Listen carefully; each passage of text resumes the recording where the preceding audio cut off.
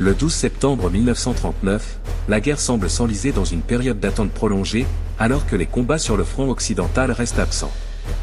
Pour la France, ce jour est marqué par une stratégie qui se consolide dans l'immobilisme défensif, les pressions diplomatiques qui s'intensifient, et les premiers signes d'usure morale dans une nation qui se prépare à un conflit dont la durée reste imprévisible.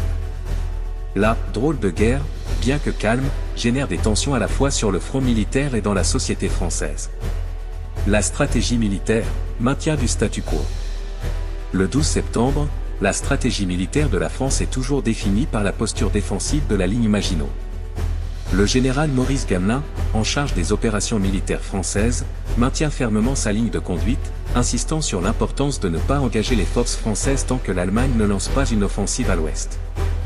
L'armée française reste en état d'alerte, prête à répondre à toute attaque, mais elle n'entreprend aucune offensive majeure, laissant l'initiative aux forces allemandes. Les patrouilles de reconnaissance continuent d'opérer le long de la frontière franco-allemande, mais ces opérations ne débouchent sur aucun affrontement notable. Les escarmouches mineures qui se produisent parfois restent sans conséquences stratégiques, et aucun mouvement significatif n'est rapporté du côté allemand. Ce calme apparent est source de frustration pour certaines unités françaises, où l'inactivité commence à peser sur le moral des troupes. L'absence de combats actifs amène également les officiers français à se concentrer sur la logistique et la préparation à long terme. Les efforts pour améliorer les infrastructures militaires et renforcer la coordination avec les Britanniques se poursuivent. La coopération avec l'armée britannique est d'ailleurs l'un des points centraux des discussions, alors que les deux nations continuent de préparer une défense commune en cas d'offensive allemande. Le front intérieur, une population en alerte mais frustrée. Sur le plan domestique, le 12 septembre marque une intensification des préparatifs civils, alors que la population française s'adapte de plus en plus à l'idée d'une guerre prolongée. Les écoles, les usines et les services publics continuent d'être réorganisés pour répondre aux besoins de la guerre. Les pénuries de certains produits commencent à se faire sentir, bien que le rationnement n'ait pas encore été officiellement mis en place. Les autorités locales commencent à préparer des plans d'urgence pour gérer les éventuelles pénuries alimentaires et de carburant, mais pour l'instant, la vie civile continue avec des ajustements quotidiens à la nouvelle réalité. Les journaux du 12 septembre reflètent cette situation d'attente. Le Figaro titre « La France tient bon », insistant sur la résilience de la population face à l'absence de combat. L'éditorial appelle à la patience et à la détermination, tout en reconnaissant l'impatience qui commence à se manifester chez certains. Le Matin, de son côté, met en lumière les efforts des volontaires qui travaillent dans les hôpitaux et les usines pour soutenir l'effort de guerre. L'Humanité, fidèle à sa ligne éditoriale, continue de critiquer le gouvernement pour son manque d'action. Le journal appelle à une mobilisation plus agressive contre l'Allemagne et met en avant les difficultés économiques rencontrées par les classes populaires en raison des préparatifs de guerre. La Croix, quant à elle, se concentre sur le soutien moral et spirituel à travers des articles encourageant la prière et la solidarité nationale. La radio joue un rôle central dans la diffusion des informations et des consignes gouvernementales. Les émissions diffusent des messages réguliers sur la nécessité de rester vigilants et unis, tandis que les conseils pratiques sur la sécurité civile en cas de bombardement ou d'invasion sont de plus en plus fréquents.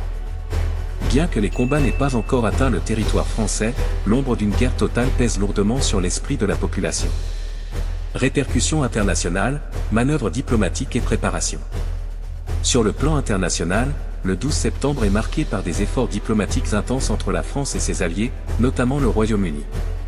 Les deux nations poursuivent leurs discussions sur la meilleure manière de coordonner leurs efforts militaires et de préparer une réponse commune à une éventuelle offensive allemande.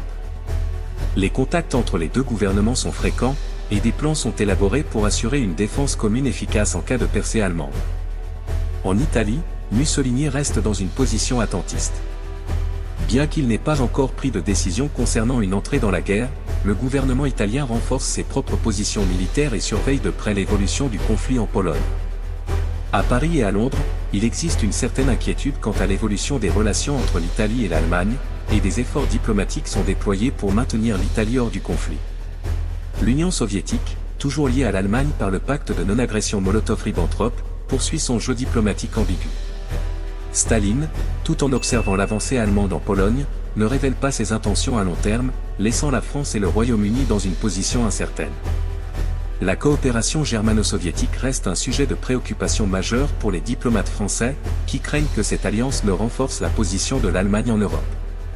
Aux États-Unis, la politique de neutralité reste en vigueur, mais des débats internes se développent sur la manière dont le pays pourrait soutenir les Alliés sans entrer directement dans le conflit.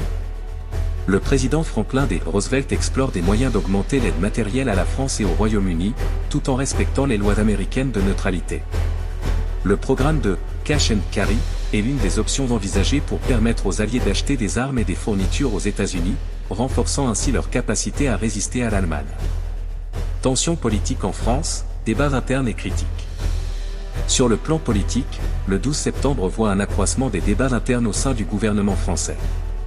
Le Premier ministre Édouard Daladier doit faire face à des pressions croissantes de la part de certains membres de son cabinet et du Parlement, qui réclament une action plus décisive contre l'Allemagne. Alors que la « drôle de guerre » se prolonge sans combat, de nombreux députés et ministres s'interrogent sur la stratégie à long terme de la France. Les partisans d'une approche plus offensive estiment que l'inaction risque de saper le moral des troupes et de la population. Ils plaident pour des actions plus agressives, même symboliques, pour montrer que la France est prête à se battre et à défendre ses intérêts. D'un autre côté, les défenseurs de la stratégie de Gamelin soutiennent que la prudence est essentielle pour éviter une répétition des erreurs de la Première Guerre mondiale, où des offensives mal préparées avaient entraîné des pertes massives. Daladier, cherchant à maintenir l'unité de son gouvernement, tente de concilier ses positions tout en insistant sur l'importance de la coordination avec le Royaume-Uni et les autres alliés. Il est conscient que toute décision précipitée pourrait avoir des conséquences désastreuses, mais il sait aussi que l'attente prolongée pourrait démoraliser la population et les troupes. Conclusion. Le 12 septembre 1939 est une journée de consolidation et de réflexion pour la France, alors que la « drôle de guerre » se poursuit sans combat significatif sur le front occidental.